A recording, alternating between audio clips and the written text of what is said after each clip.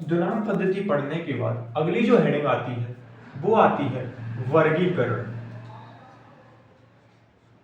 वो आती है वर्गीकरण। वो किसकी आती है अल्लाह? वो आती है वर्गीकरण। कल अगली जो पिछली जो क्लास हुई थी हमारी कल, उसमें मैंने बता दिया था कि वर्गीकरण क्या है। आज और पढ़ेंगे इसके बारे में इस चलती हुई क्लास के कथित पद में। और वर्गीकरण के बारे में मैंने क्या बताया था कि जीवों को, वर्गीकरण के बारे में बताया था कि जीवों को कहते किसे हैं वर्गीकरण। क्या वर्गीकरण का अर्थ कहीं ना कहीं वर्गीकरण का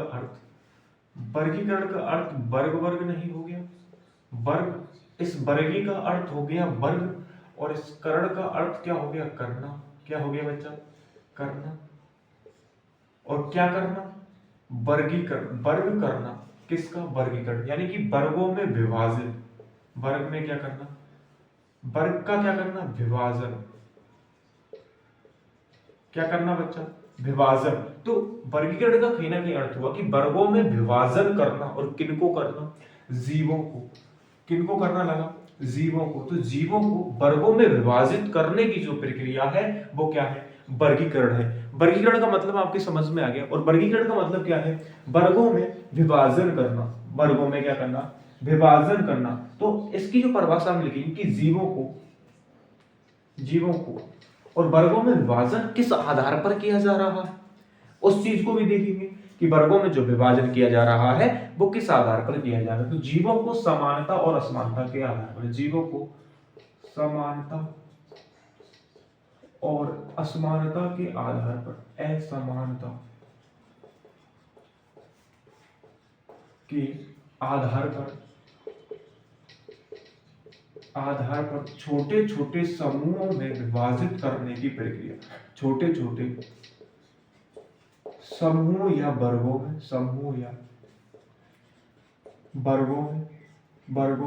विभाजित करने की प्रक्रिया। क्या करने की प्रक्रिया? विभाजित। अरे बच्चा, क्या करने की? विभाजित करने की जो प्रक्रिया है, विभाजित करने की जो प्रक्रिया है वो कहीं ना कहीं विभाजित करने की जो प्रक्रिया है वो क्या है? वर्गीकरण है। प्रक्रिया वर्गीकरण कहलाती है। क्या कहलाती है बच्चा? वर्गीकरण कहलाती है। वर्गीकरण कहलाती है। क्या कहलाती है बच्चा? वर्गीकरण कहलाती है। विभाजित करने की जो प्रक्रिया है वो कहीं ना कहीं क्या कहला रही है? वर्गीकरण कहलाती है। वर्गीकरण जो शब्द है ना, वर्गीकरण, और मैंने कल बताया था कि वर्गीकरण का जो पिता कौन है? वर्गीकरण के जो पिता है ना, वर्गीकरण के जो पिता है वो है कैरोलस लिनियस। और इस वर्गीकरण शब्द का सर्वप्रथम प्रयोग क्या होता है? वर्गीकरण क्या है? वर्गीकरण क्या है? एक शब्द है। और इस वर्गीकरण शब्द का, वर्गीकरण किसका अल्लाह? शब्द का सर्वप्रथम जो प्रयोग है ना अल्लाह, सर्वप्रथम प्रयोग कैरोलस लिनियस नामक वैज्ञानिक ने। कौन से वैज्ञानिक ने? कैरोलस लिनियस नामक वैज्ञानिक भाई साहब ने। कैरोलस लिनियस नामक वैज्ञानिक भाई साहब ने, कैरोलस लिनियस नामक वैज्ञानिक भाई साहब ने वर्गीकरण शब्द का जो प्रयोग था वो कैरोलस लिनियस नामक वैज्ञानिक ने अपनी पुस्तक सिस्टोमानेश्वरी, अपनी इनकी एक पुस्तक थी, अपनी पुस्तक मानेश्वरी, अपनी पुस्तक सिस्टोमानेश्वरी में किया। अपनी पुस्तक सिस्टोमानेश्वरी में किया। सिस्टोमानेश्वरी जो शब्द है वो सिस्टमा से मिलकर बना होता है। सिस्टोमानेश्वरी जो शब्द है वो किससे मिलकर बना है? सिस्टमा। और सिस्टमा का जो अर्थ होता है वो क्या होता है जनाब? वर्गों में व्यवस्थित करना। वर्गों में क्या करना? वर्गों में क्या करना बच्चा? व्यवस्थित। अरे क्या करना? व्यवस्थित करना। वर्गों में व्यवस्थित करना क्या रहा? वर्गीकरण का अर्थ हुआ। तो वर्गीकरण जो शब्द है, इस शब्द का सर्वप्रथम जो प्रयोग है वो कैरोलस लिनियस नामक वैज्ञानिक ने अपनी पुस्तक सिस्टोमानेश्वरी में किया। और सिस्टोमानेश्वरी जो शब्द है, ये जो शब्द है ना, ये जो शब्द है ये सिस्टमा से मिलकर बना होता है, जिसमें सिस्टमा का जो अर्थ होता है वो होता है वर्गों में व्यवस्थित करना। इतनी सी बात आपने डन की, इतनी सी बात आप डन कर लो, इतनी सी बात समझ चुके हूं। आई होप इतनी सी बात आपकी समझ में आई होगी। तो इतनी सी बात जब आप समझ गए ना, इतनी सी बात जब समझ गए आप, तो इसके बाद जो हेडिंग आती है वो आती है वर्ग की। इसके बाद जो हेडिंग आती है वो आती है लला वर्ग की, कि वर्ग की क्या है।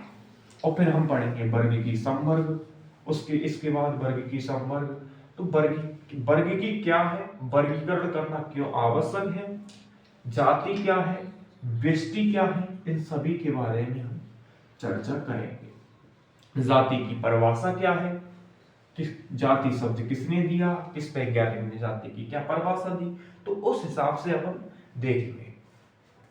तो हेडिंग जो आती है वो आती है वर्ग की, वो आती है वर्ग की।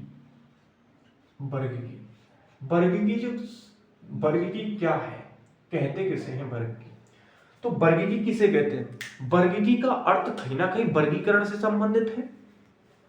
तो इसकी जो परिभाषा है ना भाई साहब, वो है जीव विज्ञान की वह शाखा। ध्यान देना, जीव विज्ञान की, किस विज्ञान की बच्चा, जीव विज्ञान की वह शाखा। और कौन सी शाखा लगा, अरे बच्चा कौन सी शाखा, वह शाखा जिसके अंतर्गत, अरे किसके अंतर्गत बच्चा, जिसके अंतर्गत किसका अध्ययन किया जाता है, वर्गीकरण का अध्ययन, जिसके अंतर्गत वर्गीकरण का अध्ययन किया जाता है। क्या किया जाता है बच्चा, वर्गीकरण का अध्ययन किया जाता है, वर्गीकरण का अध्ययन किया जाता है। जीव विज्ञान की वह शाखा जिसके अंदर वर्गीकरण का अध्ययन किया जाता है, वर्गीकी कहलाती है। वर्गीकी जो शब्द था ना भाई साहब, क्या था, ये जो शब्द था, और ये शब्द कौन, ये जो वर्गीकी जो शब्द है, वर्गीकी जो शब्द था, एक वैज्ञानिक भाई साहब थे, एक वैज्ञानिक भाई साहब थे, और उन वैज्ञानिक भाई साहब का नाम है एपीडी कॉन्जेले। और एपीडी कॉन्जेले नामक जो वैज्ञानिक भाई साहब थे, इन्होंने वर्गीकरण जो शब्द था, वो दिया, वर्गीकरण जो शब्द था, इन्होंने ये शब्द दिया, क्या शब्द दिया, वर्गीकी शब्द इन्होंने दिया, एपीडी कॉन्जेले नामक वैज्ञानिक ने वर्गीकी शब्द दिया। एडीपी कॉन्जेले नामक वैज्ञानिक ने वर्गीकी शब्द दिया। इस बात को आप समझ सकते हैं। और वर्गीकी क्या है, लगा, वर्गीकी है जिसके अंतर्गत वर्गीकरण का अध्ययन किया जाता है, वो वर्गीकी है ना, वर्गीकी है। अब कहीं ना कहीं वर्गीकी के पिता कौन है भाई, अब वर्गीकरण के पिता कौन थे, कैरोलस लिनियस। वर्गीकी के पिता भी कैरोलस लिनियस, इसके पिता। और ये शब्द कब दिया भाई साहब, ये शब्द जो था उन्होंने 1834 ईस्वी में दिया, सन 1834 में दिया। इस बात को हम लिख सकते हैं। लगा, वर्गीकी के जो पिता है ना, वर्गीकी के पिता वो कौन है, कैरोलस लिनियस है।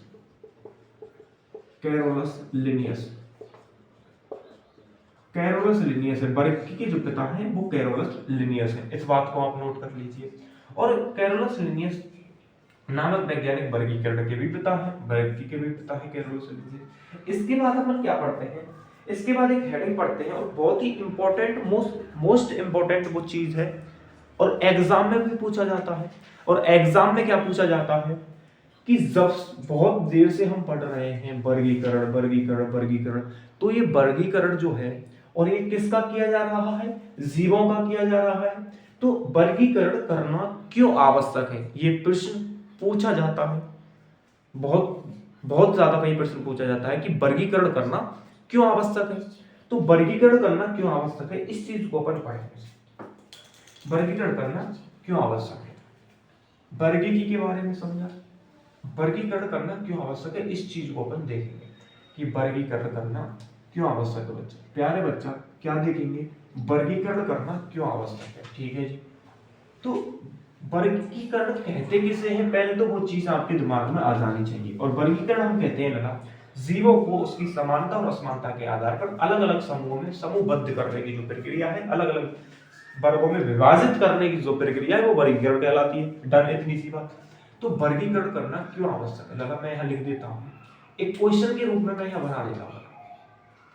और एक क्वेश्चन ये है आपके लिए कि वर्गीकरण करना, बच्चा क्या है, वर्गीकरण करना क्यों आवश्यक है। बच्चा, क्या क्यों आवश्यक है।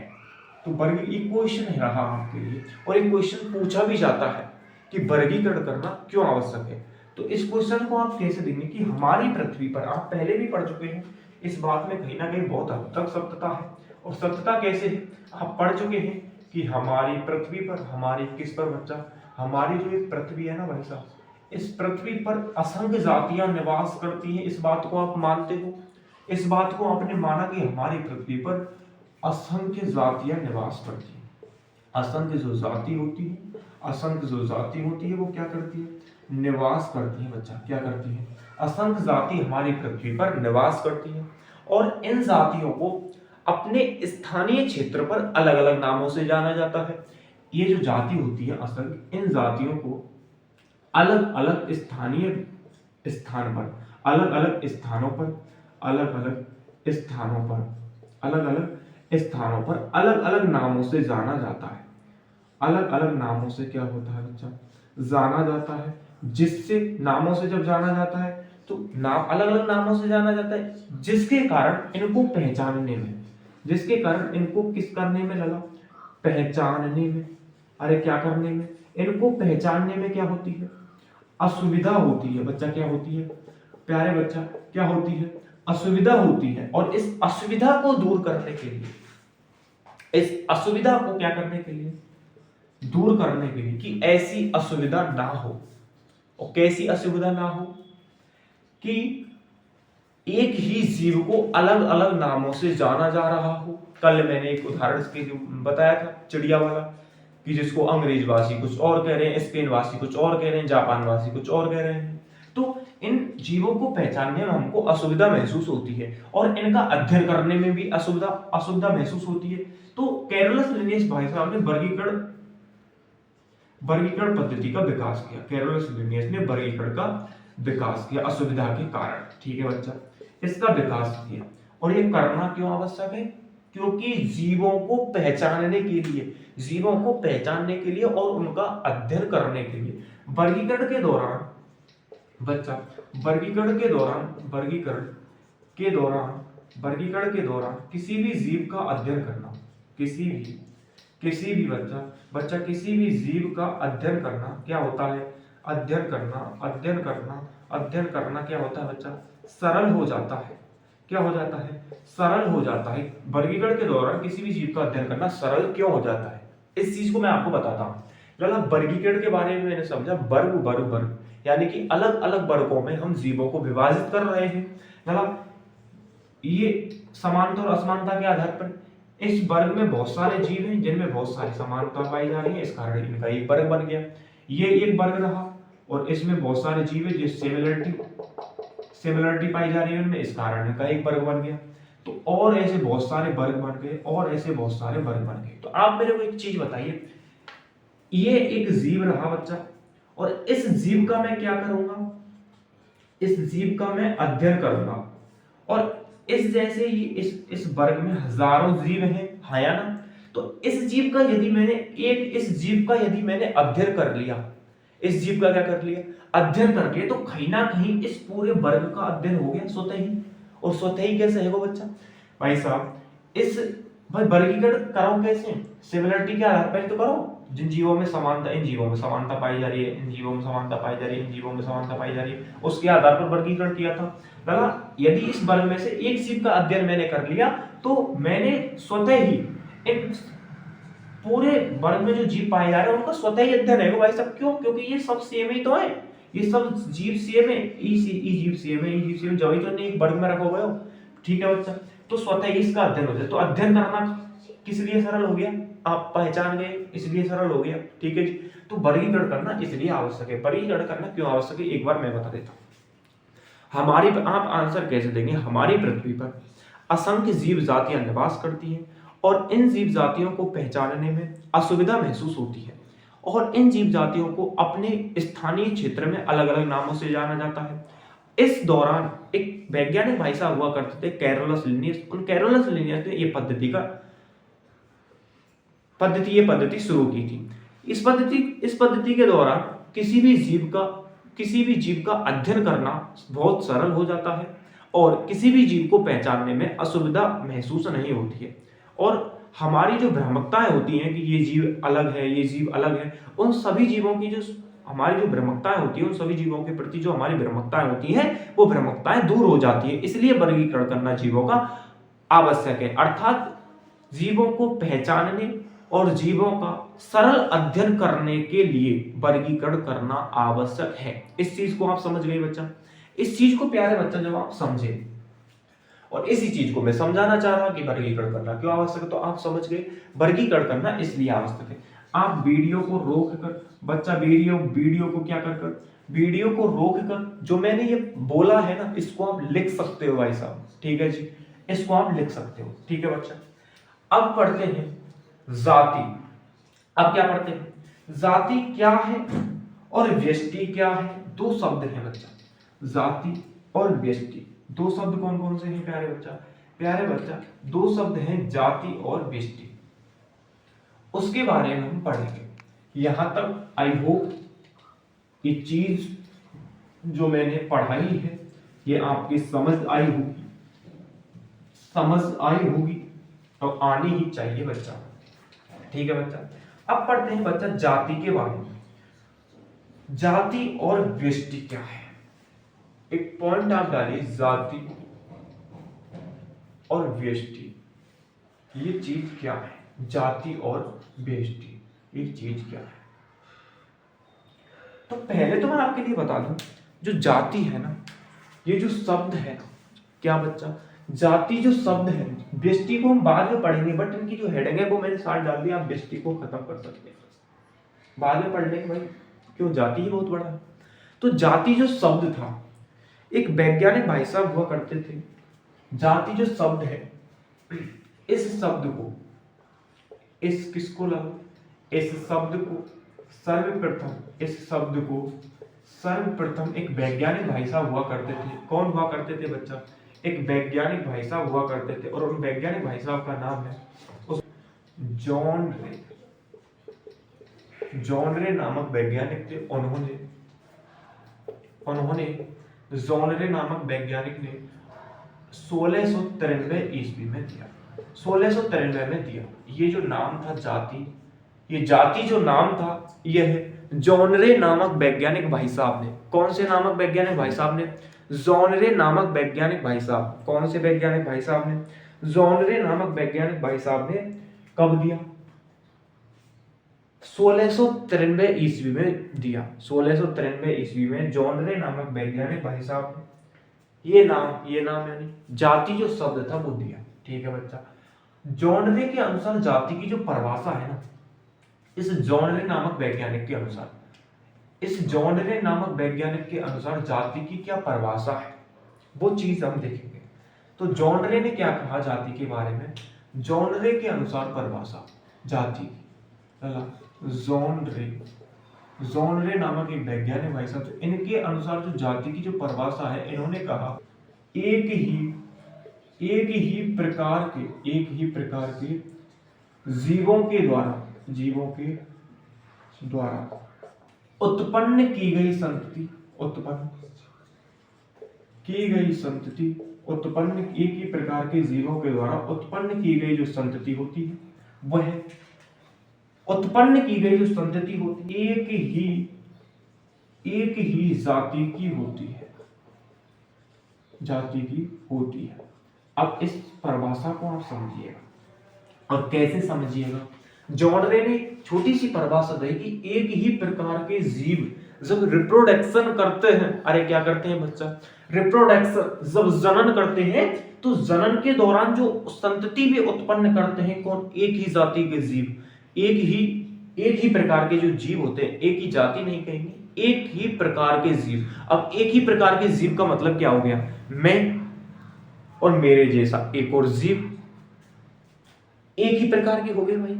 अब जब भाई एक प्रकार के हो गए, अब वो जनन कर रहे हैं तो उन जैसी संतति उत्पन्न होगी, है या ना भाई? मनुष्य जाति में कोई दो जीव हैं, यदि ये रिप्रोडक्शन कर रहे हैं, ये जब रिप्रोडक्शन करेंगे तो इन जैसा ही तो एक जीव उत्पन्न होगा कि भाई अलग हो जाएगा? नहीं, इन जैसा ही एक जीव उत्पन्न होगा। तो वो ये तीनों एक ही जाति के हो गए, यानी कि ये दो हैं, इन्होंने जनन किया तो जनन करके ये एक ही जाति के तीनों जीव एक ही जाति के हो गए। तो इन्होंने दिया कि एक ही प्रकार के जीव जब जन्म करते हैं, आपस में रिप्रोडक्शन करते हैं, जब उनके द्वारा जो संतति उत्पन्न होती है तो वो उन्हीं जैसी होती है, तो ये एक ही जाति के जीव कहलाते हैं। ये जॉन रे नामक वैज्ञानिक के द्वारा परिभाषा दी गई थी। लगा एक वैज्ञानिक थे, और वैज्ञानिक कौन थे? वो थे मेयर। एक वैज्ञानिक भाई साहब थे, मेयर वैज्ञानिक भाई साहब। इनकी जो कहानी होती है वो यहीं खत्म होती है, जॉन रे नामक वैज्ञानिक। और एक वैज्ञानिक भाई साहब आते हैं जिनका नाम है मेयर। अरे क्या नाम है बच्चा? मेयर। मेयर ने एक खतरनाक परिभाषा दी, किसकी? जाति की। और मेयर ने क्या परिभाषा दी? एक वैज्ञानिक थे, भाई साहब ने क्या बताया? मेयर भाई साहब ने बताया, और क्या बताया बच्चा? की जो परिभाषा थी वैज्ञानिक मेयर के अनुसार वो थी समान प्रकार के जीवों के द्वारा। क्या थी लगा? समान प्रकार के जीवों के द्वारा समान प्रकार का जीन पूल, समान प्रकार का जीन पूल रखने वाले जीवों का समूह जो परस्पर जनन करके संतति उत्पन्न करते हो तथा उनसे प्राप्त संतति भी जननक्षम होती हो, ऐसे सभी जीव एक ही जाति के होते हैं। ये वैज्ञानिक मेयर के अनुसार परिभाषा थी। इस परिभाषा का मतलब क्या है कि समान प्रकार के जीव होने चाहिए। यदि एक जीव ऐसा है तो दूसरा जीव भी ऐसा ही होना चाहिए, समान प्रकार का होना चाहिए। जब इन्हीं जैसा जीव उत्पन्न होगा तो ये एक जाति के जीव होंगे। अगर दो जीव ऐसे जनन कर रहे हैं और उनके द्वारा जो संतति हो रही है वो उन्हीं जैसी हो रही है तो वो एक ही जाति के हो गए। तो इनके द्वारा जो परिभाषा दी गई वो समान प्रकार के जीवों के द्वारा समान प्रकार का जीन पूल रखने वाले जीवों का समूह जो परस्पर जनन करके, परस्पर क्या करके, इन दोनों में परस्पर क्या होगा? रिप्रोडक्शन करके संतति उत्पन्न करते हैं। ये संतति इन्होंने उत्पन्न की, और ये जो संतति उत्पन्न हुई है ये संतति भी कैसी हो? जनन करने में सक्षम हो, जनन करने में क्या हो? सक्षम होती हो, ऐसे सभी जीव एक ही जाति के होते हैं। ये वैज्ञानिक मेयर के अनुसार परिभाषा थी। तो वैज्ञानिक मेयर के अनुसार कुछ अलग ही परिभाषा निकाली, और उन्होंने जो अलग परिभाषा निकाली वो लगा ली समान प्रकार के जीवों के द्वारा वह समान प्रकार का जीन पूल रखने वाले जीवों का समूह जो परस्पर जनन करके संतति उत्पन्न करता है, और उनसे उत्पन्न जो प्राप्त जो संतति है वो जननक्षम हो, उनके समान ही जननक्षम हो, वो एक ही जाति के जीव कहलाते हैं। ये चीज आपने पढ़ी, ये चीज आपने यहाँ तक क्लियर कर ली। आगे की क्लास कल होगी, उसमें व्यष्टि, समवर्ग सभी चीज पढ़ेंगे, सभी चीज आगे पढ़ेंगे। आप पढ़ते रहिए, हम आपको पढ़ाते रहेंगे। प्यार दीजिए, एजुकेशन मिलेगी, अच्छी वाली एजुकेशन मिलेगी। दिल खोल के पढ़िए, डोंट वरी।